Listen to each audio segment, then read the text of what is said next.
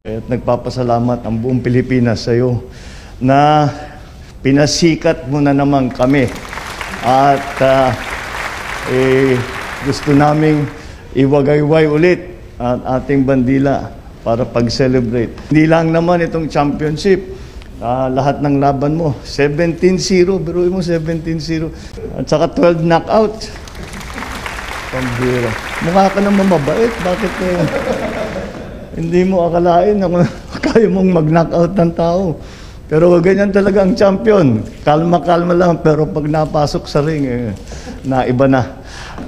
So, maraming salamat sa iyong dinala na kasiyahan at to bring the pride of Filipinos na maipagmalaki namin na kami, mga Pilipino, sa iyong pagpanalo, masasabi namin, kami naman mga Pilipino, we are world class.